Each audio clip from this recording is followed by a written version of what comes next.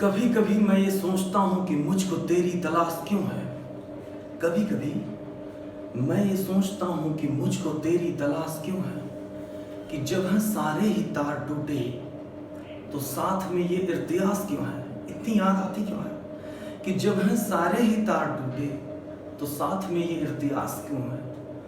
न फिक्र कोई न जुस्तजू है, न ख्वाब कोई न आरजू है। न फिक्र कोई न जुस्तजू है, न ख्वाब कोई न आरजू है। ये सच तो कब का मर चुका है, फिर बेकफन ये लाश क्यों है। तो जय हिंद मेरे जिगर के टुकड़ों, मैं हूं विनीत ठाकुर। मैं फोटोन की यूट्यूब चैनल पे आप लोगों का तहे दिल से स्वागत करता हूं। और वीडियो शुरू हो इससे पहले मैं आपको बताना चाहूँगा कि अगर वीडियो पसंद आ रही हो मतलब अभी तो पढ़ाया नहीं मैंने, इससे पहले बहुत सारी वीडियोस पड़ी गई हैं, और वीडियो को लाइक करो। तुम लोगों के लिए तो बस इतना है कि चाहे पसंद आए चाहे ना, लाइक करो, शेयर करो और चैनल को सब्सक्राइब करो। कंटेंट जो है वो मैं अच्छा देने की कोशिश कर रहा हूँ, मैं बेहतर करने की कोशिश कर रहा हूँ। देखो, किसी को एग्जैक्ट नहीं पता है कि क्या चीज़ें कैसी होती हैं, लेकिन मैंने बहुत ज़्यादा इसके बारे में एनालिसिस किया है कि एमएनएस में किस टाइप के क्वेश्चंस पूछे जाएंगे और कैसे क्वेश्चंस आपको पढ़ाने चाहिए। ठीक है, तो ये जो भी अभी इलेक्ट्रोमैग्नेटिक वेव का हम लोग पूरा कंप्लीट पार्ट एक ही लेक्चर में पढ़ लेंगे, तो वो जो भी मैं पढ़ाने जा रहा हूँ बहुत ही बेहतर कंटेंट है, मतलब कि पढ़ के एक बार मजा आ जाएगा आपको। इसके अलावा अगर कहीं बाहर से क्वेश्चन पूछ लेगा ना, उसी दिन हम नाम बदल देंगे अपना। ठीक है, ठीक है। तो बस ठीक है, आते हैं, शुरुआत करते हैं। तो इलेक्ट्रोमैग्नेटिक वेव क्या होता है। Electromagnetic wave is a non mechanical wave. Non mechanical wave का मतलब होता है ऐसी वेव्स जिनको चलने के लिए किसी मीडियम का रिक्वायर्ड ना हो, मतलब जिसको चलने के लिए किसी मीडियम की जरूरत नहीं होती है। सारा नोट्स मैंने यहीं पे लिख दिया है। अभी तुम लोग क्या करना, उसका वीडियो को पॉज करना और जब मैं कहूंगा तो क्या ले लेना, उसका एक स्क्रीनशॉट ले लेना, और मैं समझा दे रहा हूँ पूरी वीडियो में कैसे क्या चीजें हैं। ठीक है ना, कोई दिक्कत नहीं। अगर मैं लगातार लिखते पढ़ाते बनूं तो 30-40 मिनट का एक वीडियो बनेगा, इसलिए मैंने देखो 20 मिनट में ही सब खत्म कर दूंगा अभी। तो it do not required a medium to propagate. जो इलेक्ट्रोमैग्नेटिक वेव्स होती हैं उनको चलने के लिए किसी मीडियम की जरूरत नहीं होती। सबसे इंपॉर्टेंट बात तो ये है। दूसरा ये है कि वैक्यूम में इनकी स्पीड 3 × 10⁸ मीटर पर सेकेंड होती है। वेवलेंथ का जो रेंज होता है पूरे इलेक्ट्रोमैग्नेटिक वेव के वेवलेंथ का जो रेंज होता है वो 10⁻14 मीटर से लेकर 10⁸ मीटर तक होता है। और सबसे इंपॉर्टेंट बात मैं यहीं पे बताना चाहूंगा सबको कि अगर वीडियो में कोई बाहर की नॉइज आ रही है तो जाहिर सी बात है नॉइज आएगी, क्योंकि मैं माइक नहीं यूज कर रहा हूँ। तो मैं तुमसे ये कहता हूँ कि यार आपको पढ़ना है तो आप फोकस करो केवल उतने पे ना। और इतनी आवाजें आती है कि आप हर चीज सुन सकते हो, समझ सकते हो। तो कहने का मतलब यह है कि बहाना बनाना छोड़ो। और वैसे भी लेना तो है ही, एक मेंटेन करना है, लेकिन वो लॉकडाउन के बाद ही हो पाएगा। तो अभी मैं इसीलिए चिल्ला के बढ़ा रहा हूँ कि जिससे आपको ज्यादा बेहतर ढंग से समझ में आए और जो है नॉइज बाहर की ना सुनाए दे। कभी कभार ऐसा होता है कि जैसे बगल में ही कोई भाई लड़ रहा है या बातचीत कर रहे हैं लोग, किसी के यहाँ कोई बाल पकड़ के खींच रहा है, तो वहां से चिल्लाने बोलने और होने की आवाजें इस वीडियो में आ जाती है। और ऐसा बहुत बार हुआ कि 10-10 वीडियो हमको डिलीट करना पड़ा है केवल इसी वजह से कि किसी ने वीडियो में गाली दे दिया पीछे बैकग्राउंड में। तो क्या ही करे, कितना डिलीट करे। लेकिन अभी आज मैं डिलीट नहीं कर पाऊंगा क्योंकि बहुत थक चुका हूं मैं। तो फाइनली अच्छा, इलेक्ट्रोमैग्नेटिक वेव के बारे में एक चीज सबसे ज्यादा इंपॉर्टेंट है कि यार इलेक्ट्रोमैग्नेटिक वेव को चलने के लिए मीडियम की जरूरत नहीं होती है, लेकिन जिस डायरेक्शन में इलेक्ट्रोमैग्नेटिक वेव चल रहा होता है उसके परपेंडिकुलर डायरेक्शन में, मतलब कि जैसे ये इलेक्ट्रोमैग्नेटिक वेव चल रहा है तो ये दो परपेंडिकुलर डायरेक्शंस ऐसे होंगे जिसमें एक डायरेक्शन में ऑसिलेशन होगा मैग्नेटिक फील्ड का और दूसरे डायरेक्शन में ऑसिलेशन होगा इलेक्ट्रिक फील्ड का। मतलब जिस डायरेक्शन में इलेक्ट्रोमैग्नेटिक वेव चलता है उसके परपेंडिकुलर दो डायरेक्शंस ऐसी होती हैं जिसमें मैग्नेटिक फील्ड और इलेक्ट्रिक फील्ड दोनों का क्या होता है, ऑसिलेशन हो रहा होता है। तो ये मैंने बना दिया। उसके बाद अब इलेक्ट्रोमैग्नेटिक वेव का ऑर्डर याद रखने के लिए, उसकी फ्रीक्वेंसी और वेवलेंथ और एनर्जी का ऑर्डर याद रखने के लिए एक ट्रिक है। उनके सबका नाम याद रखने के लिए ट्रिक है कि Rahul's mother is visiting uncle Xavier's garden. Rahul, देखो अगर किसी का नाम राहुल हो तो उसके लिए सॉरी है, उससे क्या मतलब है, कुछ हो नहीं सकता।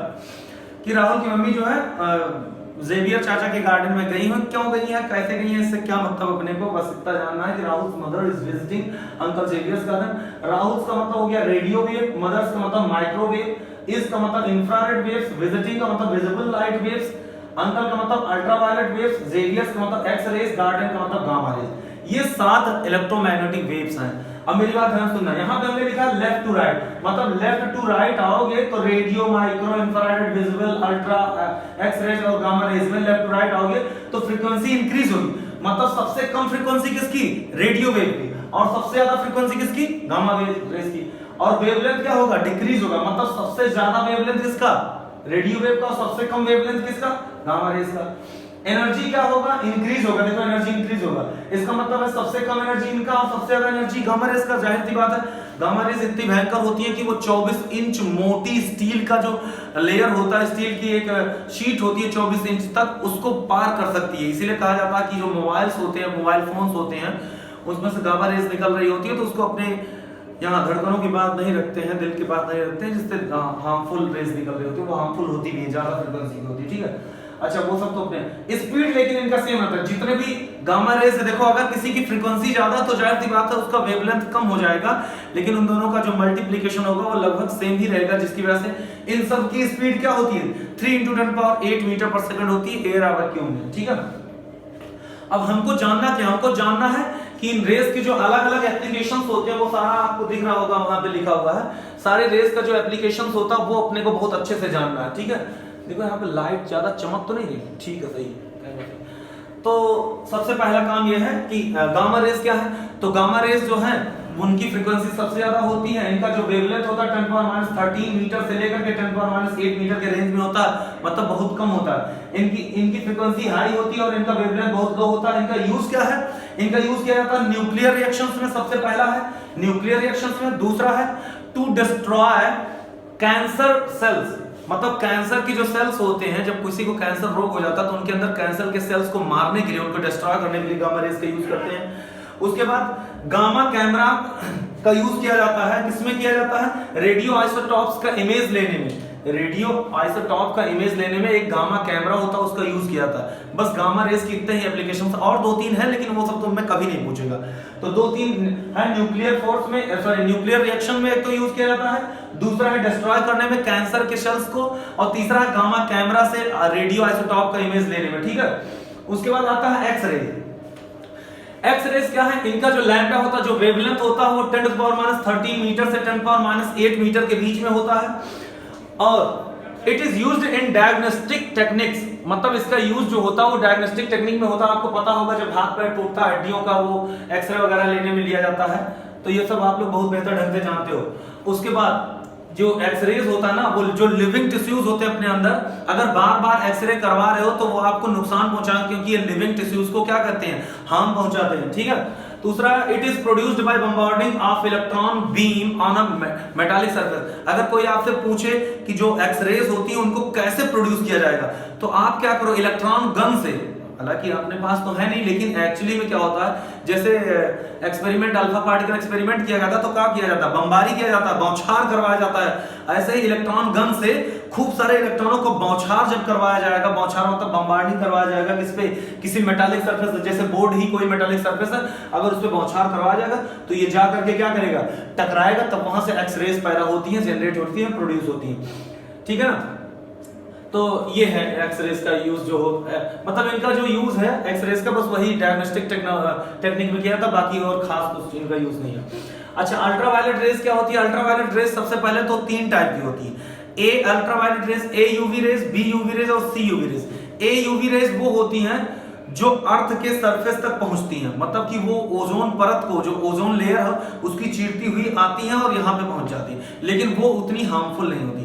दूसरी होती है B UV rays. B UV rays ऐसी होती है जो पार्शियली अपने यहाँ तक पहुंचती हैं, मतलब उनका 50 to 60% एब्जॉर्ब हो जाता है, बाकी पहुंच जाती है। तीसरी होती है सी यूवी रेज, जो बहुत ही खतरनाक हार्मफुल होती हैं, लेकिन उनको क्या किया जाता है? ओजोन लेयर जो होता है उनको एब्जॉर्ब कर लेता है, लेकिन जब ओजोन लेयर धीरे धीरे, जान ही रहे हो तुम लोग की वो हो रहा है उसका, तो जब ओजोन लेयर खत्म हो जाएगा तो यहाँ तक पहुंच जाएंगे, जिससे हम लोगों को स्किन कैंसर वगैरह हो जाएगा। अल्ट्रावायलेट रेज जब यहाँ पहुंचने लगेगी, सी वाली।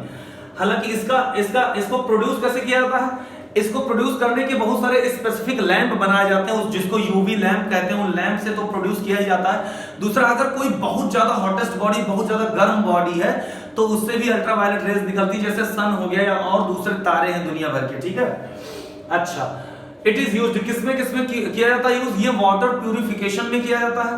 वाटर प्यूरिफिकेशन में जो इंसेक्ट्स होते हैं, जो कीटाणु होते हैं, उनको मार दिया जाता है अल्ट्रावायलेट रेज की मदद से, उनको डिस्ट्रॉय कर दिया जाता है। और दूसरा है लैसिक एक मेथड है जिसको आई सर्जरी में यूज किया जाता है। मुझे पता नहीं कि ये कैसे होता है, लेकिन लैसिक एक मेथड है जिसमें यूवी रेज का यूज किया जाता है, ये आई सर्जरी में किया जाता है। अच्छा, दूसरा है फोरेंसिक एनालिसिस, फोरेंसिक लैब्स जो होते हैं जिसमें डीएनए टेस्ट वगैरह किया जाता है, उसमें यूवी रेज का मदद लिया जाता है। तीसरा है ड्रग डिटेक्शन, ये पता करने में कि ये ड्रग है कि नहीं, ड्रग डिटेक्शन के लिए भी किसका यूज किया जाता है, यूवी रेज का किया जाता है। चौथा है फोटो आयोनाइजेशन, फोटो आयोनाइजेशन का मतलब होता है किसी मतलब कि इलेक्ट्रोवायलेंट कंपाउंड, उसके ऊपर अल्ट्रावायलेट रेज डाल करके उसको पॉजिटिव और नेगेटिव आयन में अलग अलग कन्वर्ट करना, आयोनाइज करवाना। जैसे NaCl के ऊपर अल्ट्रावायलेट रेज डालेगी तो Na+ और Cl- में अलग अलग हो जाए, उसको कहते हैं फोटो आयोनाइजेशन में, जिसका यूज किया था अल्ट्रावायलेट रेज का।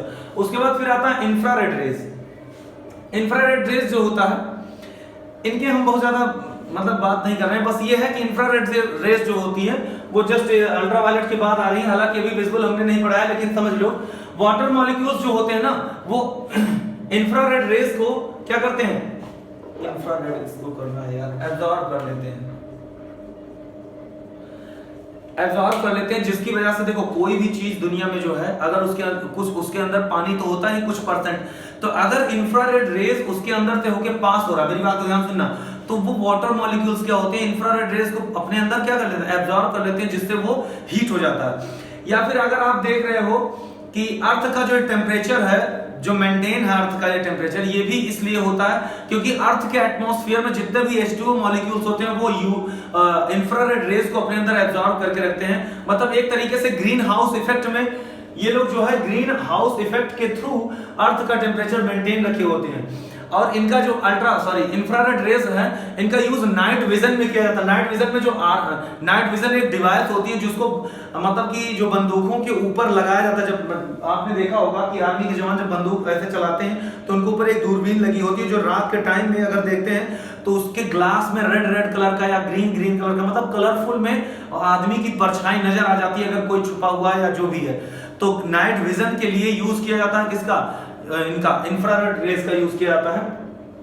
और सैटेलाइट जो होती हैं, सैटेलाइट से सिग्नल भेजने में भी, रात को ही सैटेलाइट से सिग्नल भेजने में भी उसी काम के लिए किसका यूज किया जाता है, इंफ्रारेड रेज का यूज किया जाता है। किसी चीज को गर्म करने के लिए हीटिंग में भी इंफ्रारेड रेज का यूज किया जा सकता है। या थर्मल इमेजिंग कैमरास में, मतलब इसको थर्मोग्राफी भी कहते हैं, मतलब थर्मल इमेजिंग कैमरास में भी किसका यूज किया जाता है, इंफ्रारेड यूज का किया जाता है, जिसको थर्मोग्राफी कहते हैं। एसी और टीवी के जो वो रिमोट होते हैं, रिमोट में भी किस रे का यूज किया जाता है, इंफ्रारेड का यूज किया जाता है। ठीक है, अच्छा फिर आता है विजुअल रीजन। विजुअल रीजन आपने अगर लाइट में पढ़ा होगा या लाइट में पढ़ाएंगे तो उसमें अलग से पढ़ा देंगे, इसीलिए हमने इसमें ज्यादा कहा नहीं। उसका जो वेवलेंथ होता है वो 3900 एंगस्ट्रॉम टू 7800 एंगस्ट्रॉम होता है, या 4000 एंगस्ट्रॉम से लेके 8000 एंगस्ट्रॉम तक होता है। स्पीड सब वही होता है, जिसमें वेवग्योर आता है। तो उसमें सबसे ज्यादा जो वेवलेंथ होता है रेड कलर का होता है, सबसे कम जो होता है वो वायलेट कलर का होता है, सबसे ज्यादा फ्रीक्वेंसी जो होता है वो वायलेट का होता है, सबसे कम फ्रीक्वेंसी रेड का होता है। बस इतना सा जानना है। और हमारी आंखें जो होती है वो सबसे ज्यादा संवेदनशील, मतलब सबसे ज्यादा सेंसिटिव जो होती है वो नीले कलर की होती है। समझ में आई बात? ओके, तो इंफ्रारेड खत्म हो गया। उसके बाद आता है माइक्रोवेव। देखो दिख रहा है बेटा कि नहीं? हाँ दिख रहा।